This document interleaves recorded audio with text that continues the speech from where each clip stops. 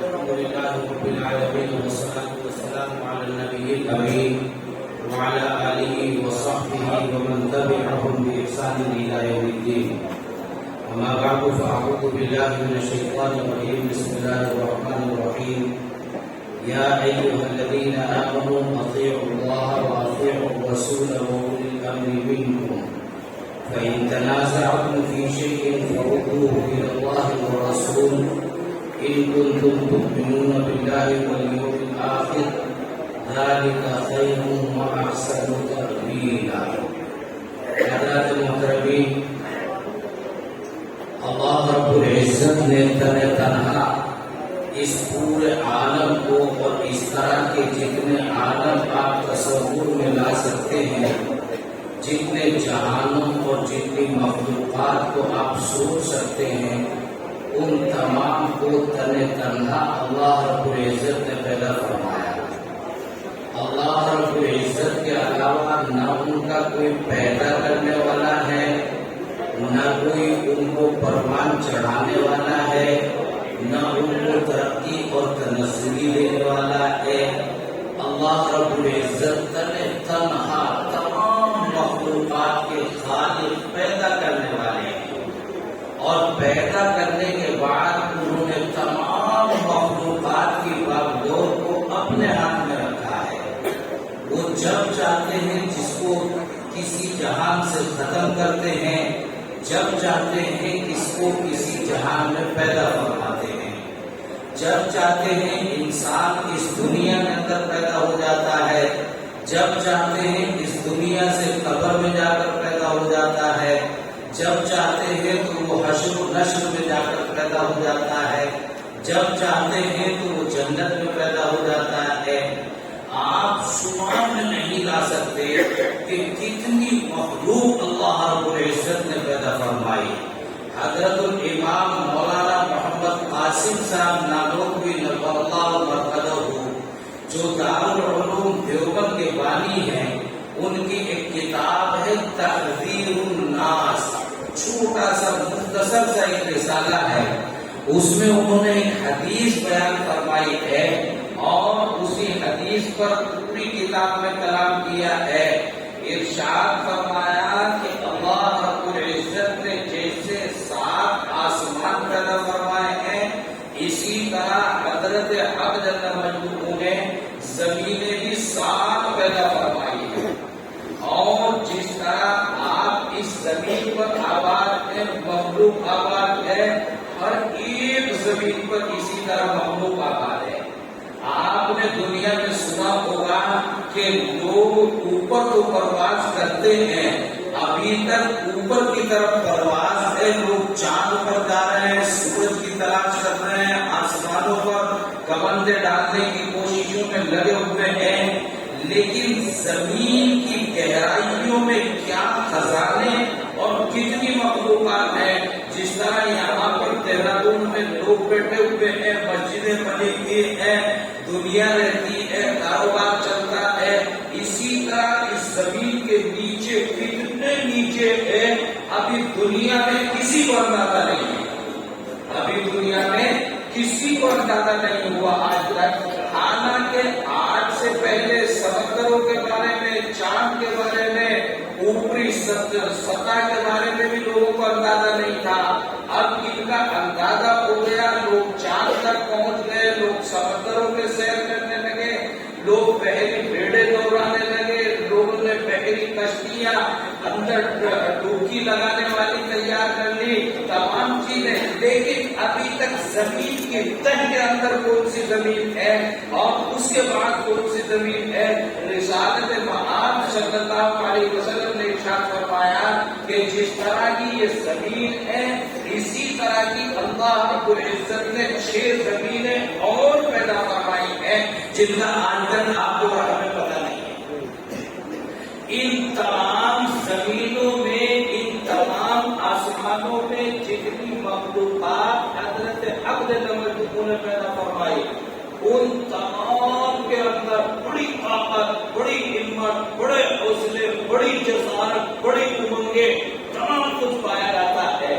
لیکن ان تمام کے اوپر سب سے زیادہ افضلیت، برتری، فوقیت انسانوں کو عطا فرمائی. اور قرآن کریم نے ارشاد فرمایا لقد کرمنا بنی آدم. کسی مخلوق کے بارے میں ارشاد نہیں فرمایا. یہ اشرفیت، یہ اکرمیت، یہ افضلیت، یہ برتری، یہ بلندی، یہ فوقیت از اول تا آخر پورے قرآن کریم میں اگر کسی کے لیے حضرت افضل نے ارشاد فرمائی تو صرف انسانوں کے لیے ارشاد فرمائی کہ ہم نے تمہیں تمام مخلوقات میں سب سے زیادہ بڑا بنایا، سب سے زیادہ اہم بنایا. اور ان تمام انسانوں میں پھر اللہ رب العزت نے سب سے بڑی فضیلت کے لیے تقریباً 1,24,000 انسانوں کا انتخاب فرمایا اور ان کو نبوت سے سرفراز فرمایا اور ان کو تمام انسانوں میں سب سے اعلیٰ و ارفع بنا دیا، سب سے بلند و بالا بنا دیا. ان کو ہم انبیاء کہتے ہیں، نبی کہتے ہیں، رسول کہتے ہیں. تو وہ 1,24,000 تقریباً جو ہیں وہ تمام عالموں اور جہانوں میں ہر مخلوق سے زیادہ افضل ترین لوگ ہیں. ان تمام میں سب سے پہلے اللہ رب العزت نے حضرت آدم علیہ السلام کو پیدا فرمایا اور ان کو نبوت سے سرفراز فرمایا. پھر ان کو اس زمین پر بھیجا اور انہی کے طرف منسوب کرتے ہوئے ہمیں آدمی کہتے ہیں. انہی کے ذریعے سے یہ ساری دنیا آپ دیکھ رہے ہیں، یہ برادریاں، یہ لوگوں کی دھڑا بندیاں، یہ لوگوں کا تعارف، یہ لوگوں کی تعریف، یہ لوگوں کی پہچان، یہ سب بات کی چیز ہوئی. سب حضرت آدم علیہ السلام کی اولاد ہے. قرآن کریم نے ارشاد فرمایا کہ اللہ رب العزت نے تمام کو حضرت آدم اور حضرت حوا سے پیدا فرمایا. پھر حضرت آدم پہلے انسان ہے، سب سے پہلے انسان ہے.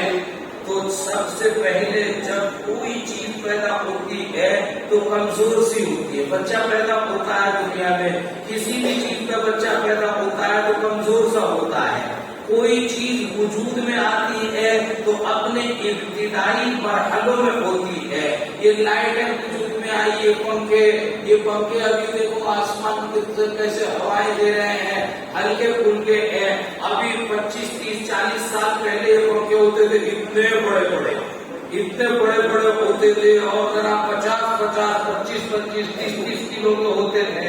سر پہ گر جائے تو توڑے بغل نہ چھوڑے اور ہوا ان کی کم ہوتی تھی. تو اپنے ابتدائی مرحلوں میں ہر چیز جو ہے وہ ذرا سا پہلی منزل میں ہوتی ہے. تو حضرت آدم علیہ السلام سے انسانیت کا آغاز ہوا تو انسانیت اپنے ابتدائی اور بچپنے کے مرحلے میں تھی.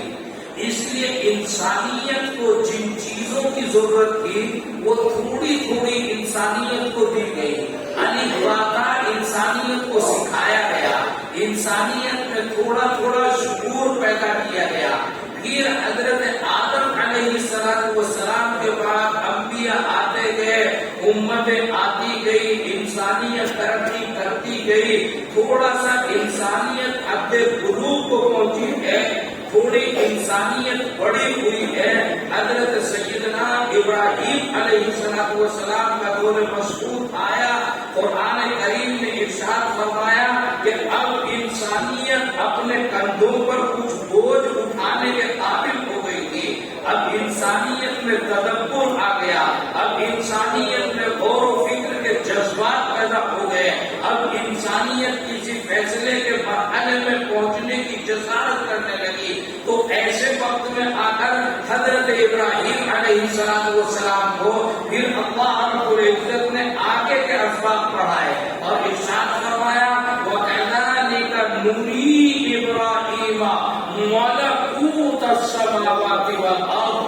آسمانوں اور زمینوں اور ان کے حقائق اور ان کے اندر چھپے ہوئے اللہ رب العزت کے رموز وہ تمام حضرت ابراہیم علیہ السلام حضرت ابراہیم جس نبی کو جو کمال دیا جاتا وہ اس نبی کی امت میں منتقل ہو جاتا تھا. نبی کا کام ہی کیا ہے؟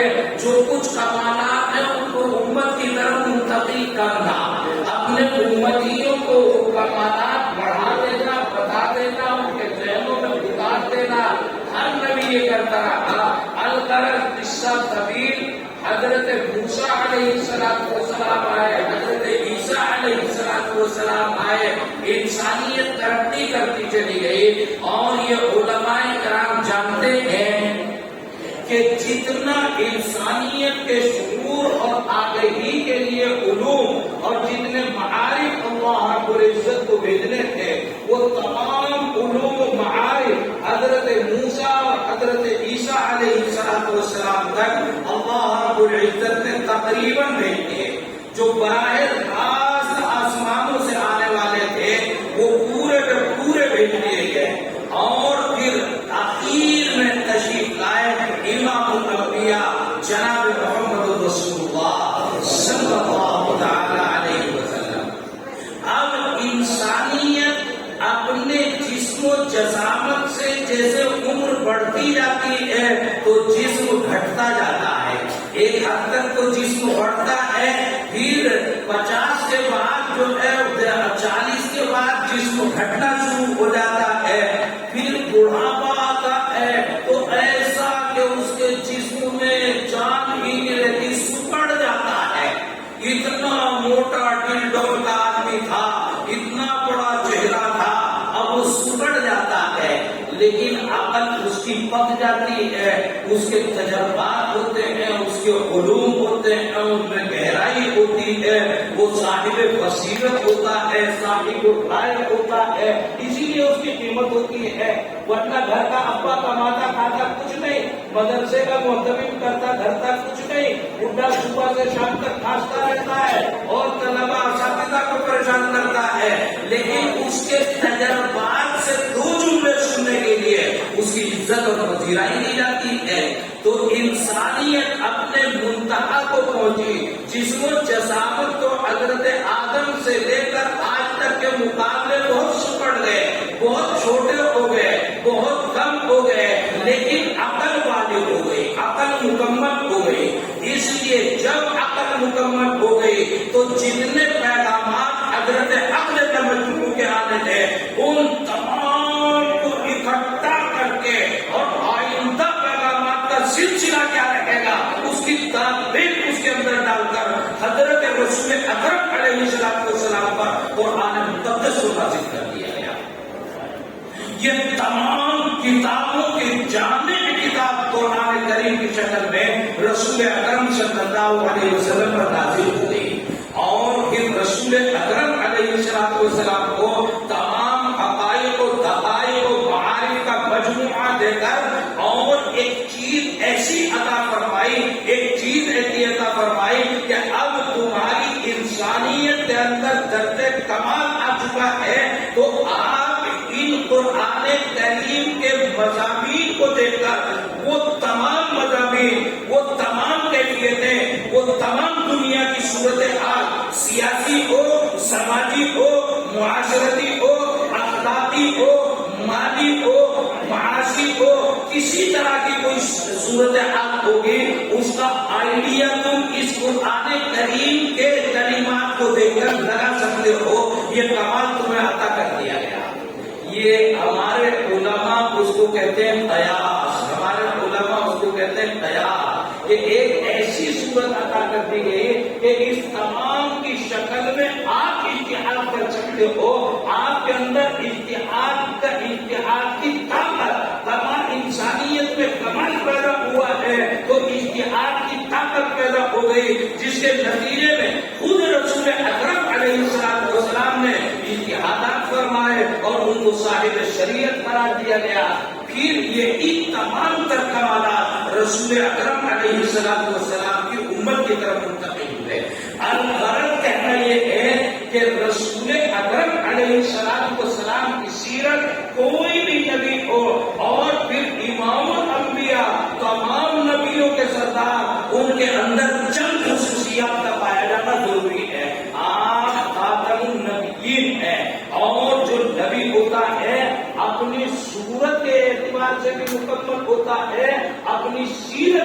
اعتبار سے بھی مکمل ہوتا ہے۔ نبی اکرم علیہ السلام کے بارے میں تو ارشاد فرمایا گیا کہ قد خلقت کما تشاء، کہ آپ مکمل پیدا کیے ہیں، کسی طرح کی جسمانی کوئی کمزوری رسول اکرم علیہ السلام کے بدن مبارک میں نہیں پائی جاتی۔ صورت کے اعتبار سے بھی اتنا مکمل، آپ کو اتنا حسین و جمیل کہ کیا حضرت یوسف علیہ السلام ہوں گے۔ حضرت یوسف علیہ السلام کے واقعات قرآن کریم نے آخری درجے میں حسن کے بیان فرمائے ہیں، مگر ام المؤمنین حضرت عائشہ رضی اللہ تعالیٰ عنہ ارشاد فرماتی ہیں کہ بسا اوقات یہ بھی صورت میں نے دیکھی ہے کہ میری سوئی جو ہے گھر میں گر گئی اور گھر میں چراغ موجود نہیں ہے، رات کی تاریکی ہے، اندھیارا ہے، میں اپنی سوئی تلاش کرنے کے چکر میں لگی ہوئی ہوں، مگر اندھیرے میں سوئی کہاں مل رہی ہے؟ مٹی کا تو مکان ہے، یہاں تو سنگ مرمر کے اوپر سوئی گر جائے تو اندھیرے میں نہیں مل پائے گی، مٹی کا مکان ہے، سوئی نہیں مل رہی ہے۔ اچانک رسول اکرم صلی اللہ علیہ وسلم مبارک حجرے میں داخل ہوئے، آپ کے چہرے کی روشنی میں نے سوئی اٹھائی۔ رسول اکرم علیہ السلام کو چہرے کے اندر اتنی نورانیت اللہ رب العزت نے عطا فرمائی ہے۔ حضرت ام سلمہ رضی اللہ تعالیٰ عنہ ام المؤمنین ہے، ارشاد فرماتی ہے کہ گرمیوں کا موسم عرب میں زیادہ ہوا کرتا تھا اور رسول اکرم علیہ السلام انتہائی اپنے جسم کے اعتبار سے بھی محنتی اور جد و جہد کرنے والے تھے۔ آپ علیہ السلام کے چہرے انور پر، بدن مبارک پر میں نے متعدد مرتبہ پسینہ آتا ہوا دیکھا۔ ایک مرتبہ میں نے دیکھا کہ 2-4 آدمی آئے ہوئے ہیں اور جب رسول اکرم علیہ السلام کو پسینہ آیا تو انہوں نے سب نے اپنی جیبوں میں سے شیشیاں نکالی اور شیشیاں نکال کر کوئی ہاتھ کے قریب آیا، کوئی پیر کے قریب آیا تو کوئی چہرے کے قریب آیا۔ جو چہرے سے پسینہ ٹپک رہا تھا، ہاتھوں سے پسینہ ٹپک رہا تھا، اس کو شیشی میں لینے لگے، یوں قطرات شیشی میں بھر رہے ہیں۔ تو میں نے تعجب سے ان سے پوچھا کہ تم امام الانبیاء کا پسینہ شیشیاں لے کر آئے ہو، تیاریاں کر کے آئے ہو؟ کہنے لگے کہ اصل میں شادی کے وقت میں عربوں کے یہاں آج بھی خوشبو کا بڑا ذوق ہے، انتہائی درجے ذوق ہے، عمدہ ترین خوشبوئیں عربوں میں بنائی جاتی ہیں، تیار کی جاتی ہیں، استعمال کی جاتی ہیں۔ تو شادی کے وقت میں خاص اہتمام خوشبو کا ہوتا ہے اور انہوں نے کہا کہ ہمارا تجربہ ہے کہ ہم شادی کے وقت میں اس پسینے کو استعمال کرتے ہیں، ایسی کوئی خوشبو ہم نے دنیا میں نہیں سنی جیسی خوشبو رسول اکرم صلی اللہ علیہ وسلم کے پسینے مبارک ہے۔ اس لیے ہم جو ہے بھر کے شیشیاں لے جاتے ہیں، بھر کے شیشیاں، جب بھی موقع ملتا ہے ہم شیشی جیب میں رکھتے ہیں۔ جہاں ہم نے دیکھا کہ گرمی ہے اور پسینہ آپ علیہ السلام کو آیا ہے تو ہم آپ کے پسینے، کہنا یہ ہے ایک نہیں، واقعات بہت ہیں، لیکن رسول اکرم علیہ السلام اپنی صورت کے اعتبار سے ایسے مکمل، ایسے مدلل، ایسے جامع، آپ علیہ السلام سے بہتر حسن و جمال، قوتیں، جسم و جسامت اللہ رب العزت نے 7 آسمانوں اور 7 زمینوں میں کسی کو عطا نہیں فرمایا۔ پھر یہ چیزیں تو وہ ہیں کہ آپ نہ ایسا چہرہ تیار کر سکتے ہیں، نہ ایسا بدن تیار کر سکتے ہیں، نہ ایسا پسینہ پیدا کر سکتے ہیں، نہ ایسا حسن پیدا کر سکتے ہیں۔ یہ تو سعادتیں ہیں کہ آپ یاد کریں اپنے نبی رسول اکرم صلی اللہ علیہ وسلم کے حسن ظاہری کو بھی، لیکن یہ یاد کرنے کی چیزیں ہیں، اختیار کرنے کی چیزیں نہیں۔ اختیار کرنے کی چیزیں وہ ہیں جو آپ کا جسم اور صورت نہیں، آپ کی سیرت ہے، اور سیرت کی چیزوں سے تیار ہوتی ہے۔ اجمالی طور پر میں آپ کے سامنے عرض کروں، سیرت کے لیے سب سے پہلی جو چیز ہے وہ کمال علم ہے۔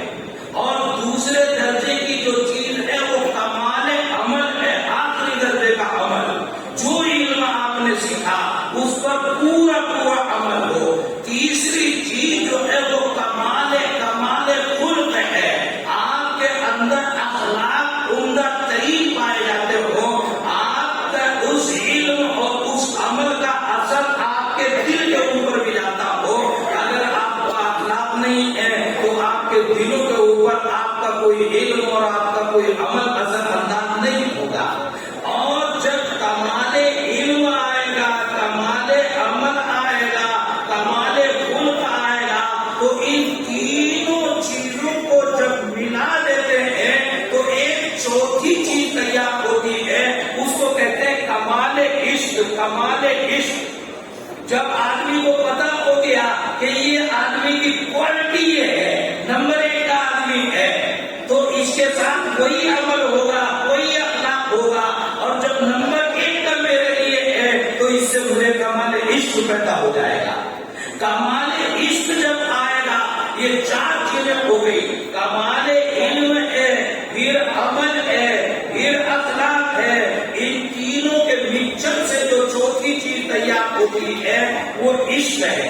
اور جب عشق آ جائے گا تو پھر عشق کا نتیجہ 5ویں چیز ہے، وہی نتیجہ اصل مقصود ہے. وہ نتیجہ کیا ہے؟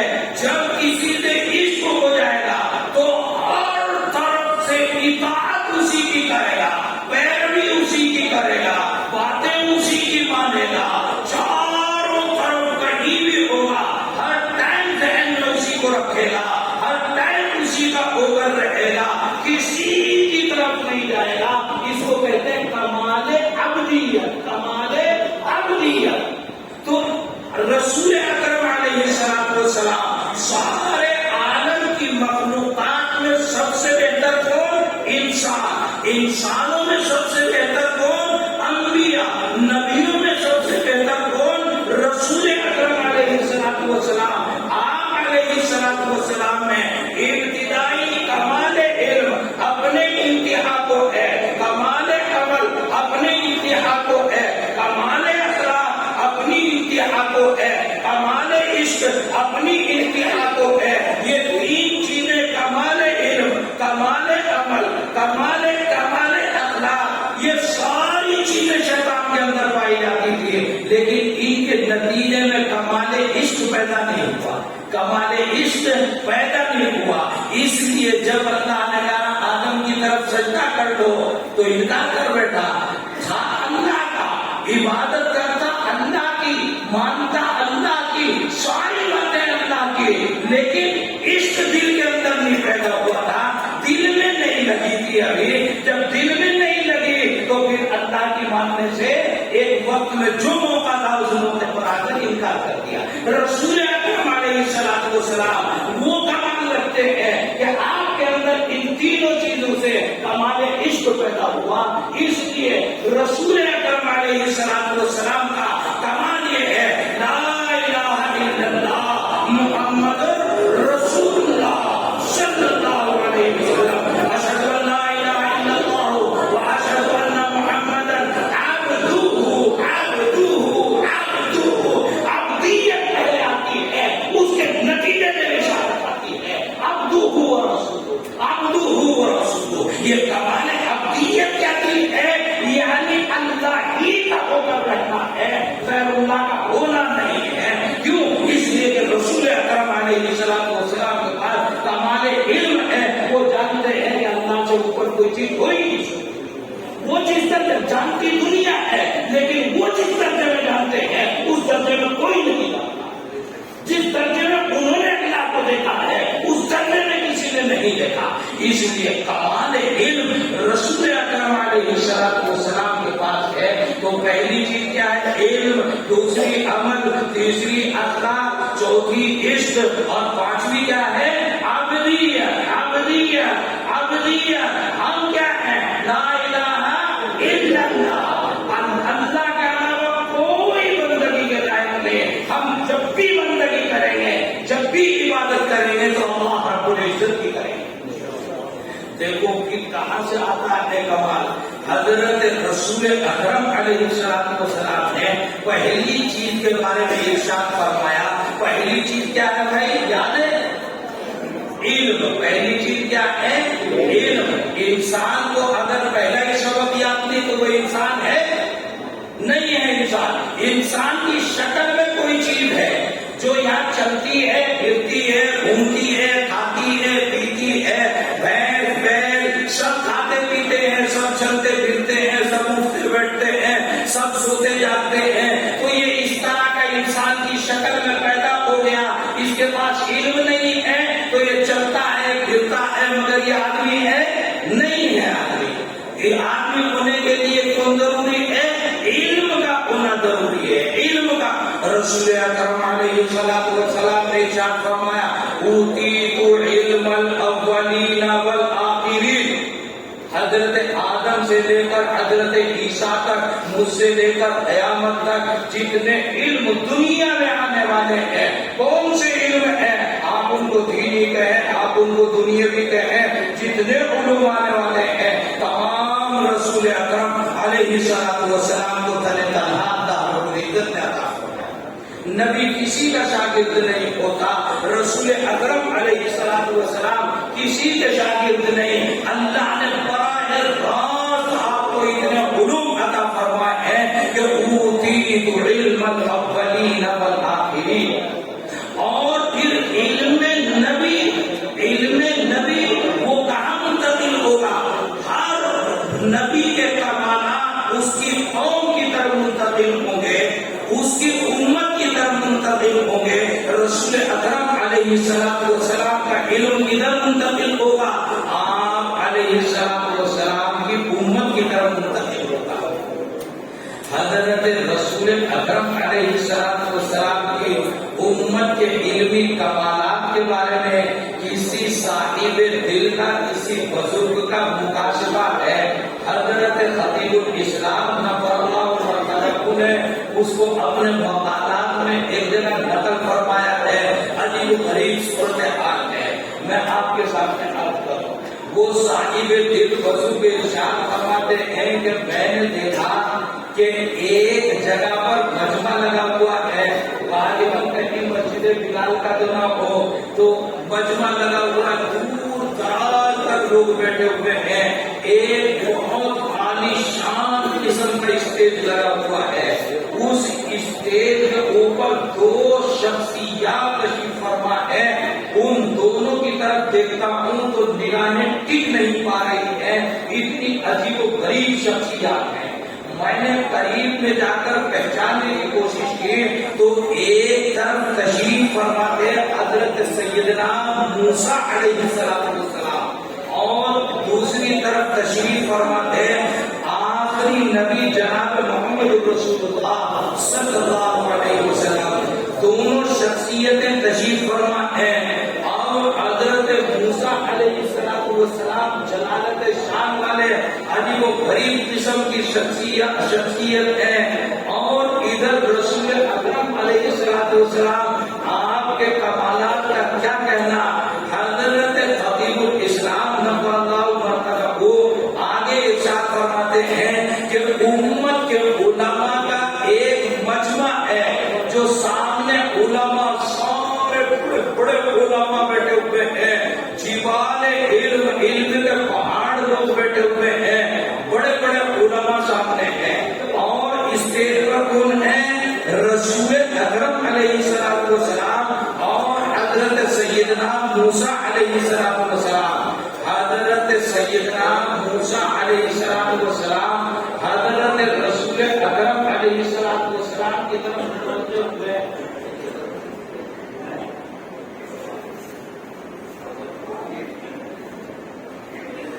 حضرت رسول اکرم علیہ السلام کی طرف متوجہ ہوئے، وہ بزرگ ارشاد فرماتے ہیں کہ میرے کان کھڑے ہو گئے اور میں متوجہ ہو گیا کہ رسول اکرم علیہ السلام حضرت موسیٰ علیہ السلام، سوچو ذرا کیسا ماحول ہوگا، کیسا ماحول ہوگا جہاں حضرت موسیٰ علیہ السلام تشریف فرما ہو، اور جہاں خاتم النبیین رسول اکرم علیہ السلام تشریف فرما ہو۔ کسی کو موقع مل جائے کون دوڑ کر قریب بھی پہنچے گا، کون لپک کر برکتیں نہیں لے گا، کون آپ کی آہٹوں کو، آپ کی آوازوں کو سننے کا حریص نہیں ہوگا۔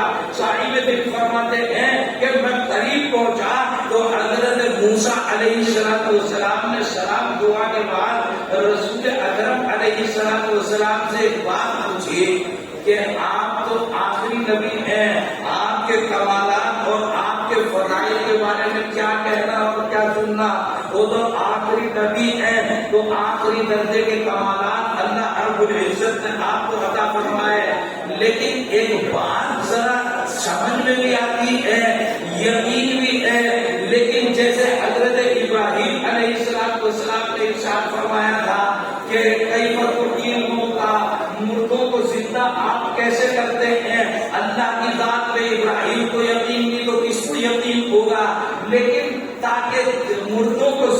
ہوتے دیکھ کر دل میں اطمینان پیدا ہو جائے تو اور اطمینان کے لیے سوال کر بیٹھے حضرت ابراہیم علیہ السلام.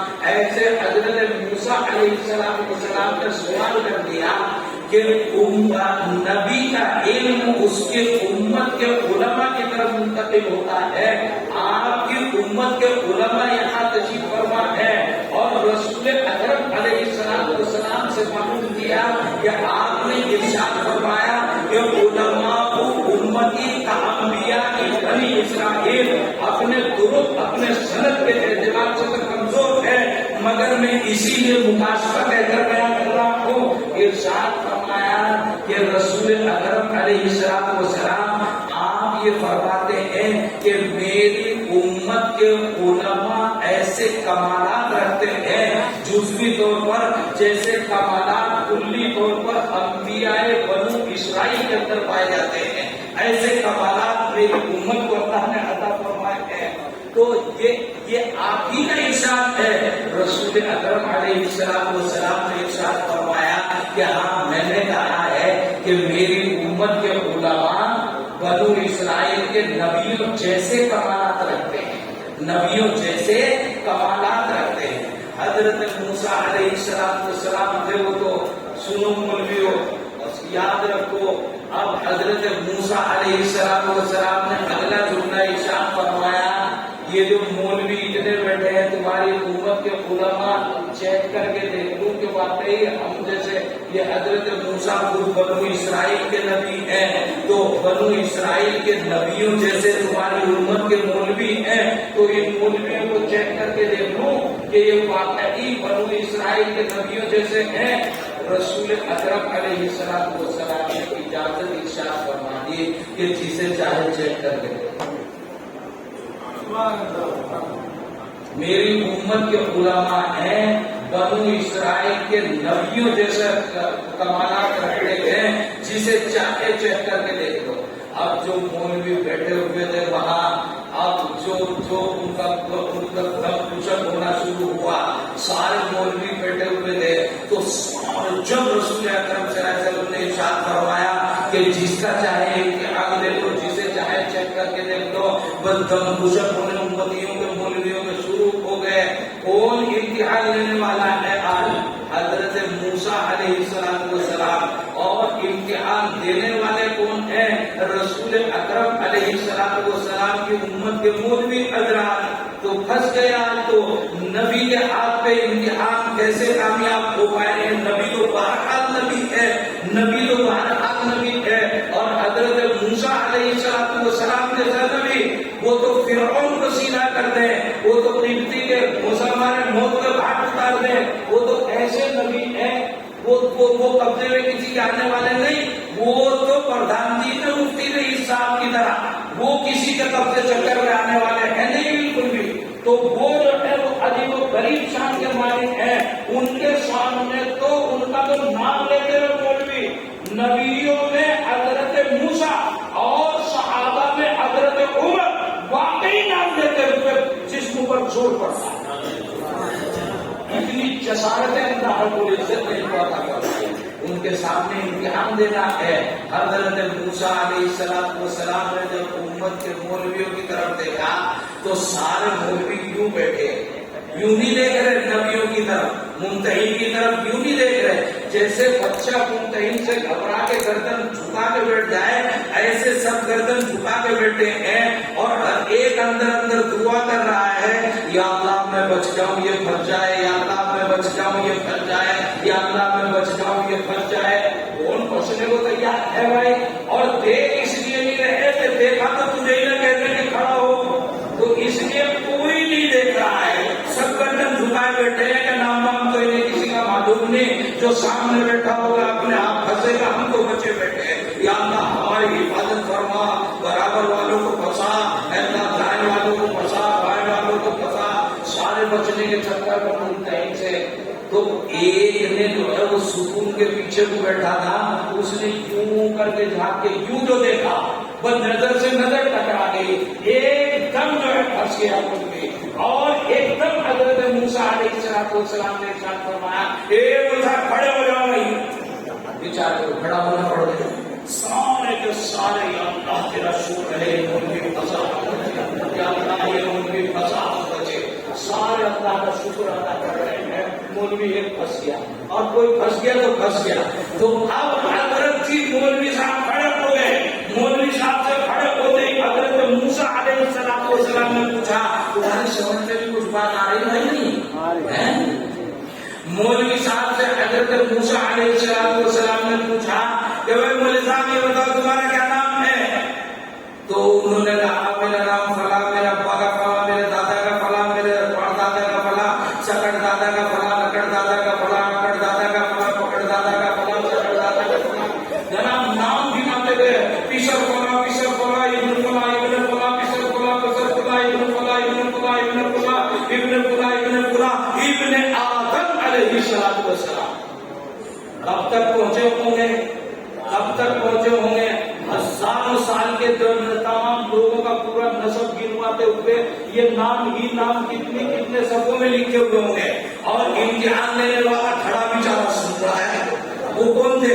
حضرت موسیٰ علیہ السلام۔ پھر نام کیا پوچھ گیا اس مولوی کا؟ اس مولوی نے تو بدن توڑ دیا، کھڑے رہو سنتے رہو اس کا جواب۔ یہ تو پہلی رکعت میں 30 پارے پڑھ گئے، اللہ اکبر کہنے لگا، دوسری رکعت کے لیے بھی کچھ چھوڑے گا کہ نہیں چھوڑے گا؟ اب پیچھے سے کہے جائیں اللہ اکبر، کہے جائیں اللہ اکبر، کہے جائیں اللہ اکبر۔ ہمارے ایک بڑے بھائی دلی رہتے ہیں تو پیچھے سے کہتے رہتے ہیں اللہ اکبر، کہتے رہتے ہیں اللہ اکبر۔ 13-14 صفحے جب کوئی چلا کے کہتا ہے کہ شہری کا ٹائم ختم ہونے کو ہے، جب جا کے اللہ اکبر کہتے ہیں، اور جب اللہ اکبر کہنے کو تیار نہیں۔ آج ایسا ہی مولوی پھنس گیا کوئی عجیب و غریب صورت حال۔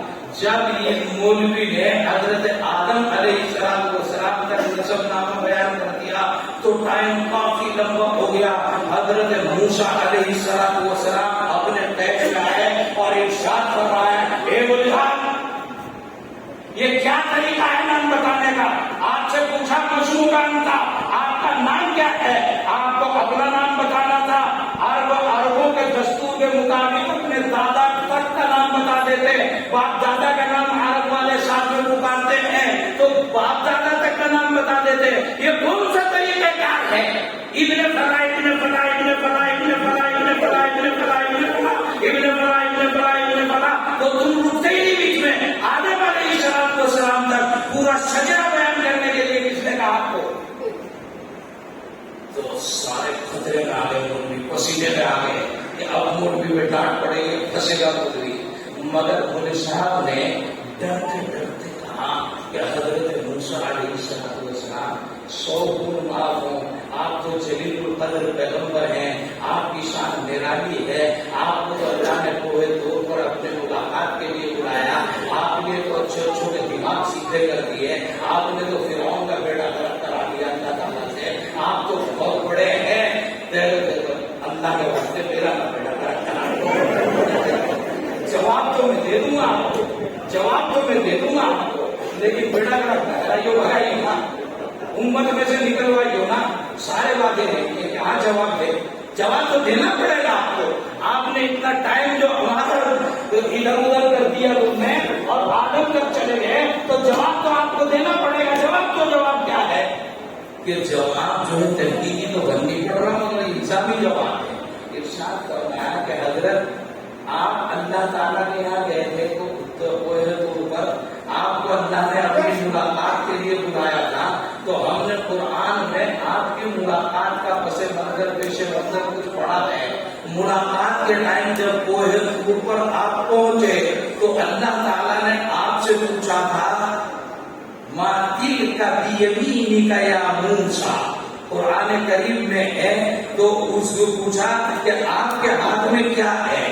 بیت لے کر گئے تھے، ڈنڈا لے رکھا تھا پہاڑی پہ چڑھنے کے لیے، تو ڈنڈا ہاتھ میں تھا، اکثر انبیاء ڈنڈا ہاتھ میں رکھتے تھے، تو ڈنڈا ہاتھ میں تھا، تو اللہ تعالیٰ نے پہلی بات پوچھی حضرت موسیٰ سے، قرآن نے بیان کیا ما تلک بیمینک یا موسیٰ، اے موسیٰ آپ کے سیدھے ہاتھ میں کیا ہے؟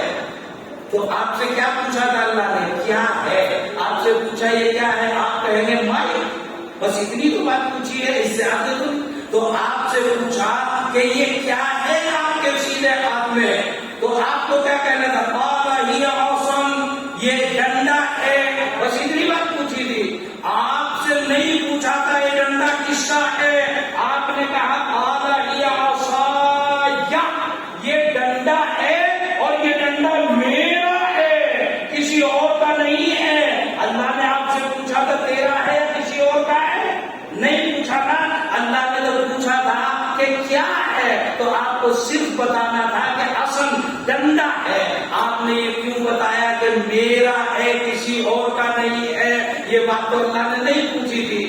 قال ہی عصای اتوکل علیہا، اور پھر آگے آپ نے ارشاد فرمایا کہ میں اس پہ ٹیپ بھی لگا لیتا ہوں. اللہ نے پوچھا نہیں تھا کہ آپ اس کا کرتے کیا ہے. آگے آپ نے فرمایا وَأَحُسُّ بِهَا عَلَىٰ غَنَمِي، میں بکریاں جب چراتا ہوں تو بکریوں کی عادت ہے ادھر ادھر بھاگ جانا، اسی ڈنڈے سے ان کو گھیر گھیر کے اکٹھی کرتا ہوں. اللہ نے نہیں پوچھا تھا کہ بکریاں بھی اس ڈنڈے سے اکٹھی کرتے ہو کہ نہیں. وَلِيَ فِيهَا مَآرِبُ أُخْرَىٰ، اور اس کے علاوہ بہت سے کام ڈنڈے سے لیتا ہوں. تو آپ نے بات بڑھا دی، حالانکہ آپ سے بات ایک پوچھی تھی، آپ نے 4 باتیں بتا کے دم دیا. تو آپ تو اللہ کے سامنے نہیں چپ ہوئے، آپ نے تو وہاں 4 باتیں بتائی. فما ہوا جوابکم فهو جواب. ارشاد فرمایا چپ چپ تو نہ بیٹھے گا، محشر میں تم اپنا. آگے کہتے ہوئے ڈر لگتا ہے علامہ اقبال ہی کی شان ہے تو وہ کہہ گزرے تو چپ نہیں بیٹھے. ارشاد فرمایا فما ہوا جوابکم فهو جوابنا. آپ سے جتنی بات پوچھی آپ نے اس سے لمبا جواب ارشاد فرمایا. جو آپ کی وجہ ہوگی وہی میری وجہ ہوگی. میرے سے نام پوچھا تھا، میں نے بھی لمبی بات کر دی. حضرت موسیٰ علیہ السلام نے ارشاد فرمایا او مولوی صاحب تجھے معلوم ہے کون تھا وہاں پر؟ اللہ رب العالمین، تمام جہانوں کے پالنہار اللہ سے ملاقات کا موقع ملا تھا. اگر میں جواب میں کہہ دیتا ایک ڈنڈا ہے اور ملاقات ختم ہو جاتی تو آج موقع ملا تھا اللہ سے ملاقات کا. تو جذبہ تھا، شوق تھا، دل نگلا جا رہا تھا، میرے تعلق تھا، محبت تھی. ان جذبات میں آ کر میں نے سوچا کہ دیر تک ملاقات چلتی رہے، اس لیے میں نے بعد میں بات نکالتا چلا گیا تاکہ ملاقات کی عزت، ملاقات کا شرف، ملاقات کا مزہ، ملاقات کی لذت دیر تک ملتی رہے. لوگوں کو دیکھا نہیں ایک دوسرے سے باتیں بنا رہے، بیٹے 2 گھنٹے ہو گئے، نہ کھا رہے نہ کھلا رہے نہ کچھ کر رہے، باتیں بنا رہے. ارے بھائی کیا مزہ آ رہا؟ ارے تمہیں کیا پتا جو باتوں میں مزہ آ رہا ہے؟ باتوں میں تو مزہ ہے، تو باتوں میں مزہ آ رہا تھا، اللہ سے بات ہو رہی تھی. اس مزے کے چکر میں میں نے بات بڑھا دی. کبھی اللہ پوچھتے ہی جواب میں دے دوں یہ ڈنڈا کے بعد ختم ہو جائے.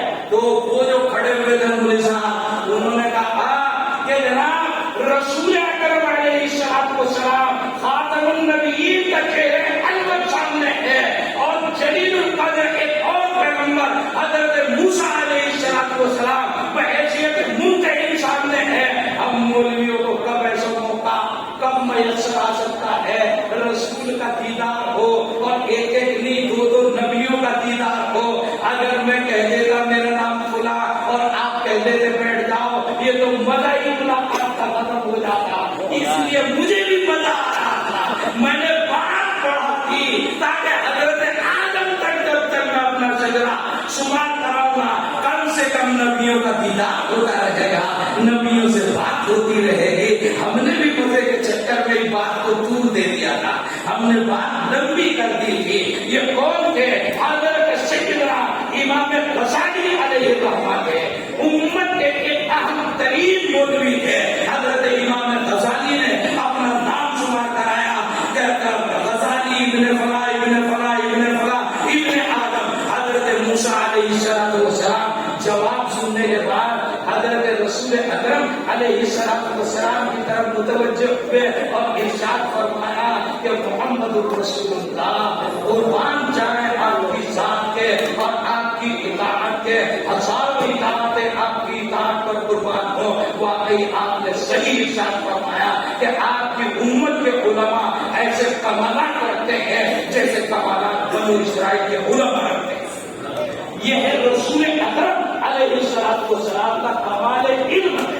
یہ امت کی طرف جب جس زمانے میں منتقل ہوتا رہے گا امت کے اندر ایسے ہی کمالات آتے رہیں گے. اور جب نبی کا کمال یہ امت کی طرف منتقل ہونا کم ہو جائے گا امت کے اندر طاقت ختم ہوتی چلی جائے گی. طاقت ختم ہوتی چلی جائے گی. یہ دوسری چیز میں نے بتائی ہے کہ کمال علم کے بعد کمال عمل ہے.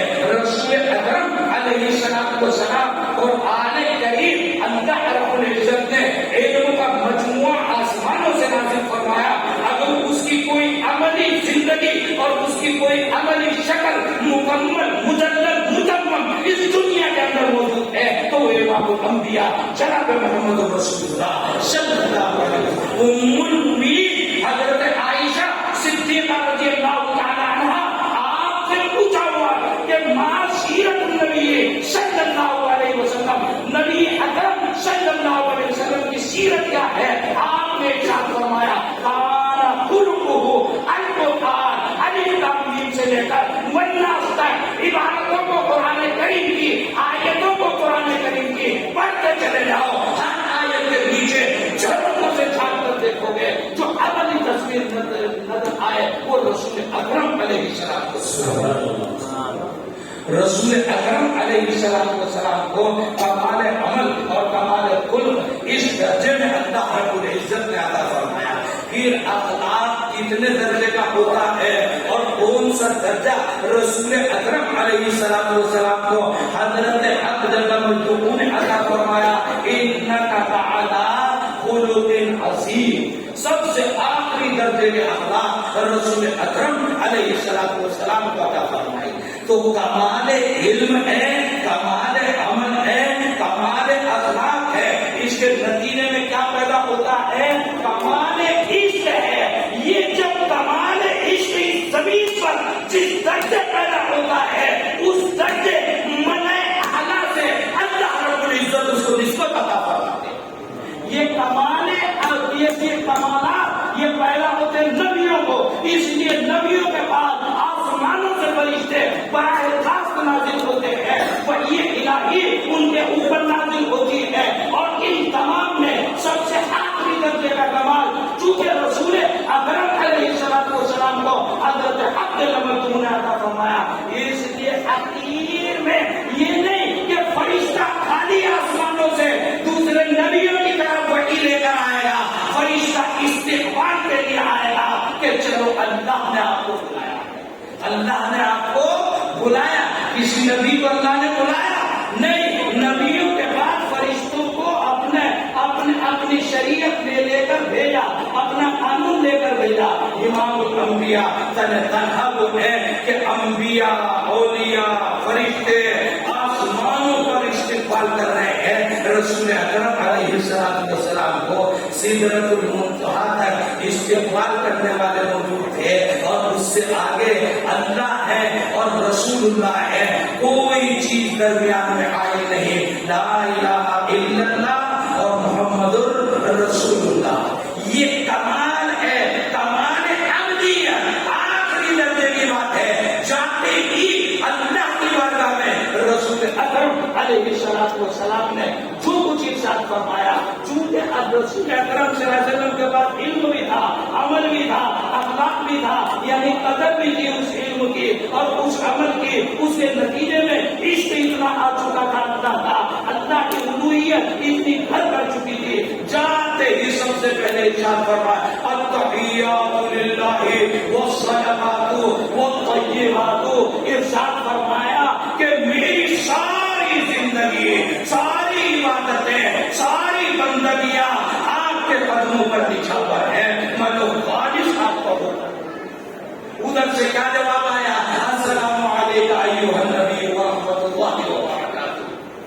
اور رسول اکرم علیہ السلام نے جب آپ پر سلامتی اللہ نے بھیجی اور آپ کو اللہ نے انعامات سے نوازا تو رسول اکرم علیہ السلام نے فوراً کن کو شامل فرمایا؟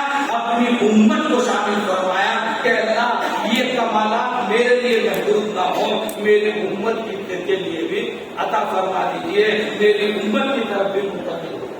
تو یہ کمالات اگر آپ کی طرف منتقل ہوتے ہوئے ہیں، جتنے پرسنٹ انتقال آپ کی طرف ہوگا اتنے پرسنٹ آپ کے اندر طاقتیں اور اللہ کی طرف سے نصرتیں، ان کا ظہور اس دنیا میں ہوتا چلا جائے گا۔ اور اگر کمزوریاں کہیں آتی چلی گئی تو پھر نصرتیں کم سے کم اس دنیا کے اندر ہوتی چلی جائیں گی۔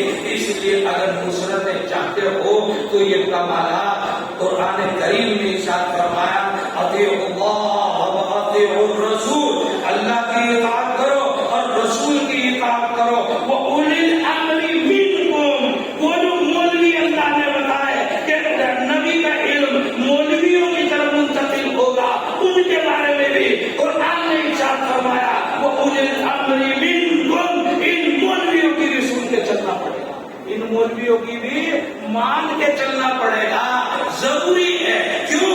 اس لیے انہی کی طرف کمالات منتقل ہوئے رسول اکرم علیہ السلام کے، یہی ورثۃ الانبیاء۔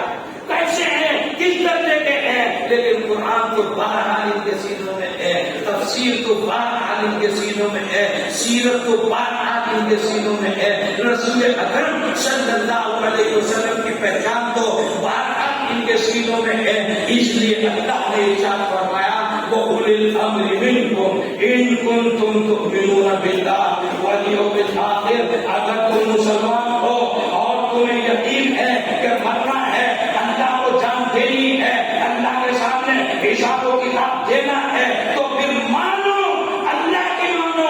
اگر قرآن جانتے ہو براہ راست پڑھو، نہیں جانتے تو پھر حدیث پڑھو، حدیث کے معرفت، حدیث کے ذریعے سے قرآن کو سمجھو، اور نہیں جانتے تو اولل الامر منکم، ان علماء کی تمہیں مان کے چلنا پڑے گا، اس کے بغیر تمہارا چائے کا نہیں۔ کٹ جاؤ پہ کہہ دو کہ انجن کی ضرورت ہے، کہہ دو بجلی والے انجن کی ضرورت ہے، کہہ دو ہمیں تو امریکن اور برطانین جو ہے انجنوں کی ضرورت ہے، ہم انڈین انجنوں کے سوال میں ہونا چاہتے ہیں، تو پھر ڈبے کٹ کے دور کھڑے ہو جائیں گے، یہ ڈیزل کے انجن کو تو میسر۔